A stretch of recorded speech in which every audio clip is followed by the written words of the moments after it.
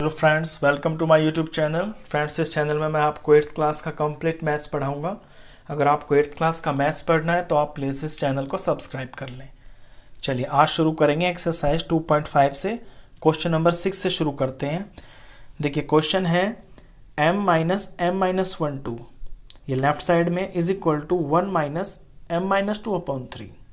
तो इक्वेशंस को सॉल्व करने का मैंने आपको रूल बताया था कि सबसे पहले जो वेरिएबल वाली चीज़ें होती हैं उन्हें हम एक साइड में कर लेते हैं, और बेटर ये होता है कि उन्हें हम लेफ्ट साइड में कर लें। तो यहाँ से शुरू करेंगे पहले m माइनस। अब देखिए ये m-1/2 ये पूरा ये एक फैक्टर है, और इसके बाहर जो माइनस है ना, ये माइनस ये जो अंदर वाले हैं ना, ऊपर वाले दोनों, इन्हें बारी बारी से इन पे इफेक्ट डालेगा। तो माइनस को जब m से मल्टीप्लाई करेंगे तो ये माइनस m आएगा, और अपॉन में 2। मैं अलग अलग कर रहा हूँ इनको, ये जो 2 है ना, मैं इसको बारी बारी से अलग अलग लिख रहा हूँ दोनों के नीचे, लेकिन बाहर माइनस भी तो है ना, वो भी तो दोनों के लिए है ना ऊपर। अच्छा, ऐसे ही माइनस जब इस माइनस से टकराएगा तो प्लस बन जाएगा, तो प्लस का 1 बन गया ऊपर, और नीचे 2 भी है इसके नीचे। ये जो 2 है ये m के और 1 के दोनों के नीचे है, लेकिन बाहर माइनस है, तो पहले माइनस से सॉल्व होगा, फिर ये माइनस m बनेगा, और ये माइनस माइनस प्लस बनेगा, इज इक्वल टू। इसी तरह से यहाँ पे 1 का तो 1 है, अब इसमें भी यही करना है। इस 3 को मैं बारी बारी से दोनों के नीचे करूँगा। पर्पस क्यों है, मैं ये जो पर्पस क्या है इसमें वो बताता हूँ कि एक बार मेरा m के नीचे 3 आ जाएगा तो m का टर्म आ जाएगा, फिर 2 के नीचे 3 आएगा तो नंबर की टर्म आ जाएगी। तो m वालों को मैं अलग अलग कर रहा हूँ ताकि लेफ्ट साइड में उन्हें मैं एक साथ ले सकूँ, ये पर्पस है। तो माइनस m से जब ये टकराएगा माइनस, तो ये माइनस का m बन जाएगा, और इसके नीचे 3 तो है। अच्छा, जब ये माइनस इस -2 से मल्टीप्लाई होगा तो माइनस माइनस प्लस हो गया, तो प्लस का 2 बन गया, और इसके नीचे ये 3 है। अब आपको बिल्कुल साफ साफ दिख रहे होंगे, ये इधर 3 टर्म है, इधर 3 टर्म है, तो सारी की सारी जो m की टर्म्स है वो उन्हें मैं लेफ्ट साइड में रख लेता हूँ। यहाँ पे m है, यहाँ पे m/2 है, और इस तरफ माइनस m/3 है, तो जब ये इधर आएगा तो ये प्लस m/3 हो जाएगा। इज इक्वल टू में नंबर्स राइट साइड में रखते हैं, 1 अपनी जगह पे है, प्लस का 2/3 अपनी जगह पे है, और इनका एक साथी वो लेफ्ट साइड में है, वो उठ के इनके पास आएगा, तो अभी प्लस में है ना, तो यहाँ आके वो माइनस का बन जाएगा। ये इक्वेशंस के रूल होते हैं। जब भी कोई चीज़ दूसरी तरफ यानी कि अपनी साइड चेंज करती है तो उसका साइन चेंज हो जाता है। प्लस में है तो माइनस में होता है, माइनस में है तो वो प्लस हो जाता है, लेकिन साइन चेंज कभी भी आपका डिवाइड में और मल्टीप्लाई में नहीं होता।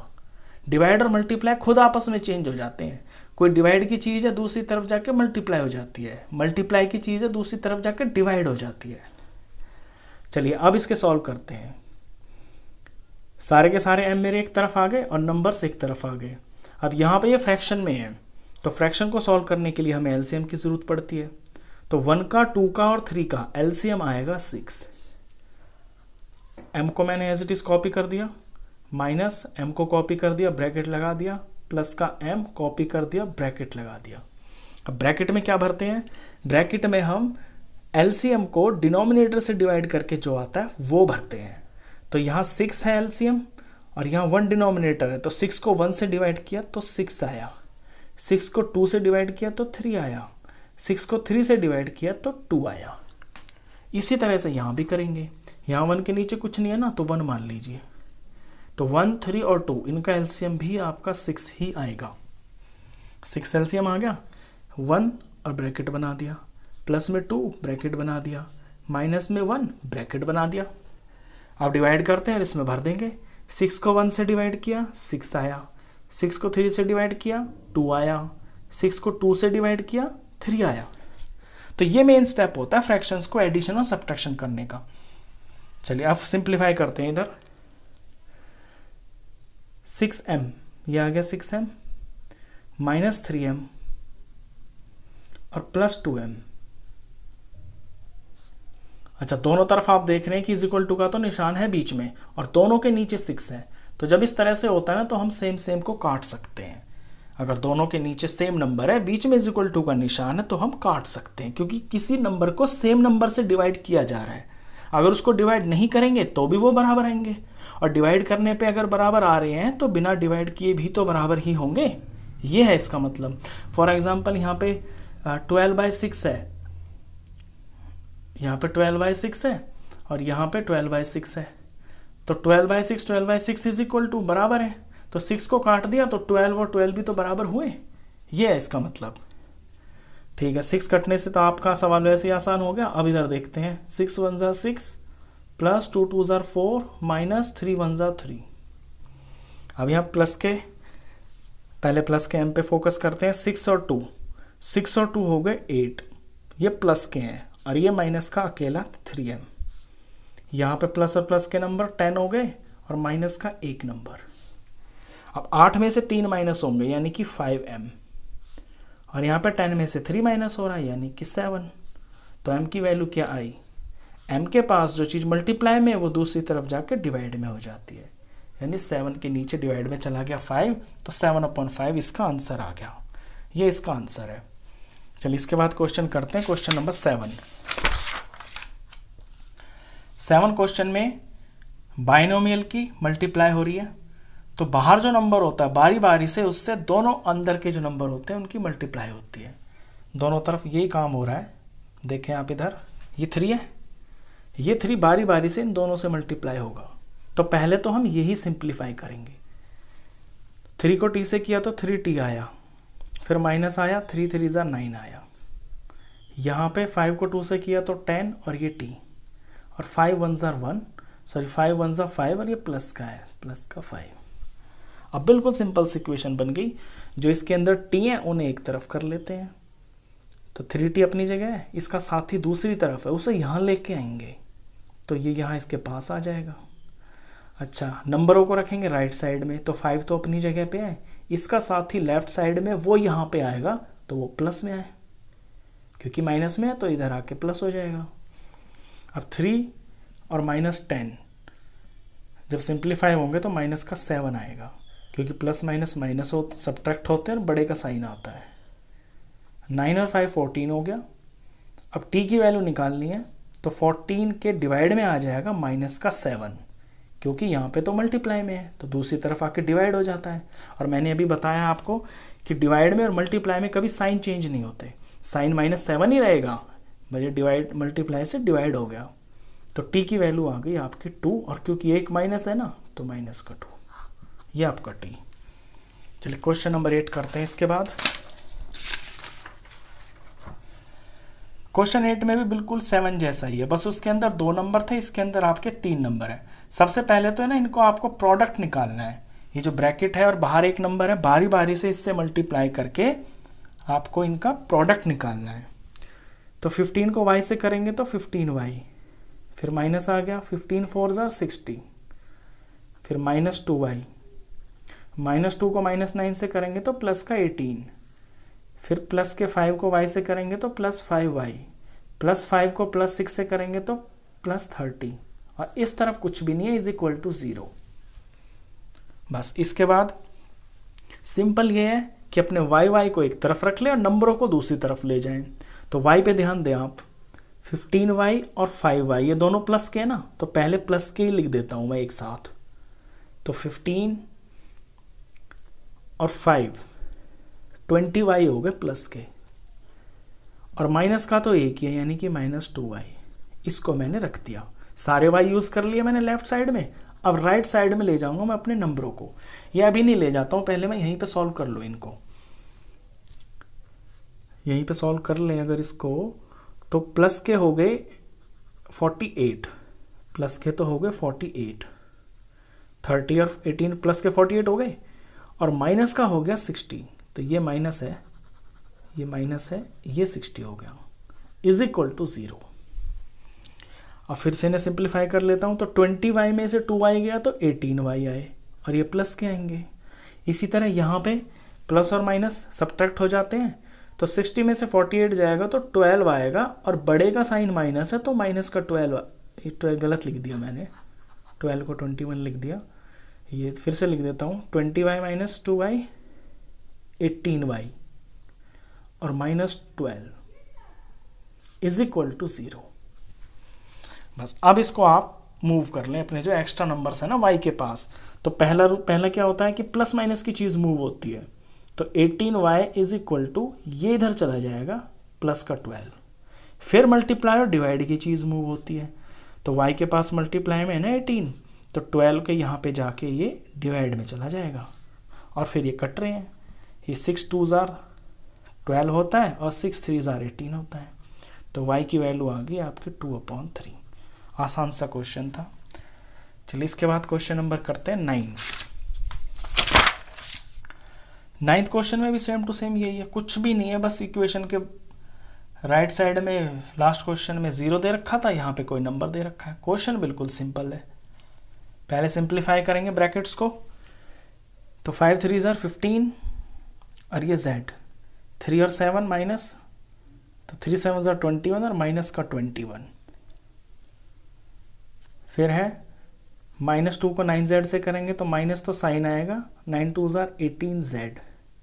-2 को -11 से करेंगे तो माइनस और माइनस तो बन गया प्लस, और 2 11 22 इज इक्वल टू, अब राइट साइड पे आ जाते हैं। 4 को 8z से करेंगे तो 4 8 32 और ये z। 4 को -13 से मल्टीप्लाई करेंगे तो 13 4 52 होता है, और 52 माइनस में आएगा क्योंकि एक माइनस है ना, और आगे -17 अलग से लिखा हुआ है। बस अब इसे सॉल्व करते हैं। देखिए इस तरफ देख लेते हैं जेड्स को। इस तरफ जो z हैं ये 2 हैं और एक इनका साथी दूसरी तरफ है। तो पहले सारे z को एक तरफ कर लेते हैं, बाद में सिंप्लीफाई कर लेंगे। तो इस तरफ तो ये 2 ही हैं और इनका साथी जो इधर है ये माइनस में आ जाएगा इधर, क्योंकि वहाँ प्लस में है। ठीक है, अब नंबरों की बारी। तो राइट साइड में नंबर जो हैं ऑलरेडी वो अपनी जगह ही रहेंगे। इनका साथी यहाँ पे 2 हैं, एक तो ये माइनस का 21, तो जब इधर आएगा तो प्लस का 21 हो जाएगा। एक इनका साथी यहाँ प्लस का 22 है, वो जब इधर आएगा तो माइनस का 22 हो जाएगा। अब मैंने सारे z और सारे नंबर्स को तरीके से एक तरफ कर लिया। अब इन्हें सिंप्लीफाई करते हैं। z पे ध्यान दें, प्लस का सिर्फ 15 ही है यहाँ पे, और ये दोनों माइनस के हैं। तो माइनस माइनस के तो साथ ही होते हैं, ऐड हो जाते हैं। तो माइनस के जो z है इसके अंदर बन गए 32 और 18, ये 50z बन गए, और ये माइनस के हैं। अब यहाँ पे आते हैं, नंबर में भी यही है कि जो प्लस प्लस के हैं वो ऐड हो जाएंगे। तो प्लस का तो इसमें एक ही नंबर है 21, तो 21 को हम पहले लिख लेते हैं, और जो माइनस के हैं वो सारे ऐड हो जाएंगे। तो माइनस के कितने बनते हैं, ये 52, ये 17 और ये 22, 1 और 1 5 6 7 8 9 91। तो माइनस के बन गए 91। अब प्लस माइनस की कहानी आपको पता है, जब एक नंबर प्लस में होता है एक माइनस में होता है तो वो आपस में सब्ट्रैक्ट होते हैं। चलिए 50 में से 15 सब्ट्रैक्ट होगा तो 35 आएगा, यानी 35z, और जो बड़ा होता है ना उसका साइन आता है। इसी तरह से यहाँ पे होगा, 91 में से 21 माइनस होगा 70 आएगा, लेकिन बड़े का साइन माइनस है ना, तो माइनस का 70 आएगा। अब z की वैल्यू निकालनी है, तो -70 तो राइट साइड में है, z के पास -35 मल्टीप्लाई में है, तो इधर से आके ये डिवाइड में लग जाएगा, और डिवाइड होते ही आपको दिख रहा है आंसर। माइनस से तो माइनस कट गया ऊपर नीचे, और इसको डिवाइड कर दिया, 35 2 ही 70 होता है। तो z की वैल्यू आ गई आपकी 2, ये आपका आंसर। चलिए क्वेश्चन 9 के बाद क्वेश्चन 10 करते हैं। क्वेश्चन 10 भी बिल्कुल इसी तरह का, बस इसमें डेसिमल्स है। तो डेसिमल्स की तो मल्टीप्लाई आपको आती होगी, कोई खास चीज़ है तो मैं भी यहाँ पे बता देता हूँ। देखिए ये 25 मानिए आप इसको, थोड़ी देर के लिए भूल जाइए कि ये डेसिमल है, सिर्फ ये देखें कि एक्चुअली नंबर क्या है। नंबर है 25, 25 को 4 से मल्टीप्लाई करेंगे तो आएगा 100, और f का f लिख दीजिए। ये डेसिमल देख के बच्चे डर जाते हैं, आप मान लो कि डेसिमल है ही नहीं, कर दिया मल्टीप्लाई 100 आ गया। अब ये देखें कि दोनों नंबरों को मिला के पॉइंट के बाद कितने नंबर बनते हैं। यहाँ पे पॉइंट के बाद 2 नंबर, और यहाँ तो पॉइंट है ही नहीं, तो टोटल 2 नंबर बने। तो अपने आंसर में भी आप पीछे से 2 नंबर गिन के पॉइंट लगा दीजिए, ये लो, बस इतनी सी बात होती है। आगे बढ़ते हैं, माइनस का तो माइनस आ गया, अब फिर से आप पॉइंट को भूल जाओ, आपको दिखा 25 और 3, तो 25 3 ज़र होता है 75। अब ये देख लो कि दोनों में पॉइंट के बाद कितने नंबर हैं। यहाँ पे पॉइंट के बाद 2 हैं और यहाँ पे है ही नहीं, तो टोटल तो 2 ही हुए ना। तो 1 और 2 और ये पॉइंट को कभी खाली नहीं छोड़ते हैं। अगर आगे कुछ है नहीं तो अपने पास से 0 लगा देते हैं। चलिए आगे बढ़ते हैं। फिर से भूल जाइए कि यहाँ पे कहीं पॉइंट है, सिर्फ याद रखिए कि ये 5 है। 0 का कोई मतलब नहीं होता ना आगे, सिर्फ रखिए 5 है ये। और 5 को 10 से मल्टीप्लाई करने तो 5 10 50 हो गया और f का f आ गया। अब पॉइंट गिन लीजिए, पॉइंट के बाद यहाँ 2 नंबर है और यहाँ पे कोई नंबर नहीं है, तो टोटल 2 ही है ना। तो पीछे से 2 गिनते हैं, याद रखना पीछे से 1 2 और ये पॉइंट, और पॉइंट को कभी खाली नहीं छोड़ते हैं। ठीक है, आगे माइनस का निशान, फिर से आप पॉइंट को भूल जाइए।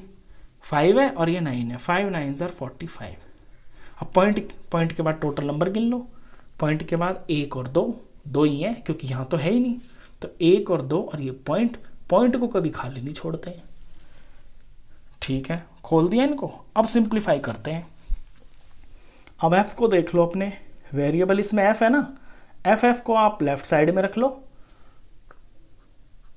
तो यहाँ पे ये वाली f टर्म है, f वाली टर्म यहाँ दूसरी तरफ है, तो ये माइनस में आ जाएगी इस तरफ, 0 माइनस 0.50f, क्योंकि यहाँ प्लस में है तो इधर माइनस आ गई।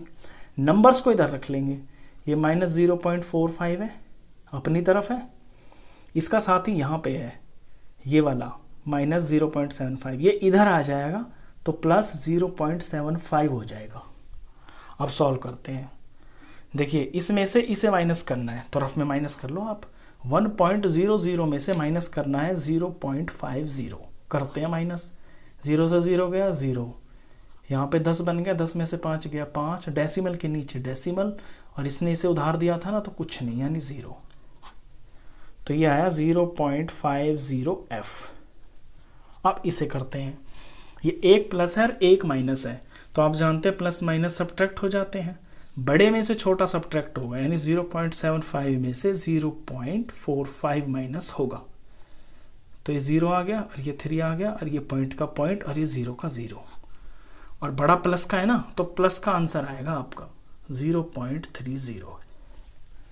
ठीक है, अब f की वैल्यू निकालनी है, तो f यहाँ पे रख दिया और 0.30 अपनी जगह है। ये जो 0.50 यहाँ मल्टीप्लाई में ना, ये इधर आके डिवाइड में आ जाएगा 0.50। अब पॉइंट के बाद सेम नंबर है, पॉइंट के बाद सेम नंबर है, सेम का मतलब है टोटल काउंटिंग बराबर है, यानी कि ये आपका 30/50 ही है, क्योंकि पॉइंट के बाद 2 नंबर है, 2 नंबर तो आप मान लीजिए पॉइंट गायब। अब 30 और 50 में से पीछे पीछे के 0 कट गए, आंसर आया आपका 3/5। 3/5 आपका आंसर आ गया। लेकिन अगर बुक वाले को आंसर आपका डेसिमल में चाहिए, क्योंकि यहाँ क्वेश्चन डेसिमल में दिया है ना, तो आप भी इसको डेसिमल बना दीजिए, डिवाइड करना और क्या है, 3 को 5 से डिवाइड कीजिए, पॉइंट लगाइए 0 लगाइए 30, तो ये आ गया 0.6, तो f की वैल्यू आपकी 0.6। तो ये 10th क्वेश्चन था आपका। तो बहुत आसान क्वेश्चन थे, एक्सरसाइज आपकी कंप्लीट हुई। नेक्स्ट एक्सरसाइज के लिए मिलते हैं फिर नेक्स्ट वीडियो में, तब तक के लिए गुड बाय।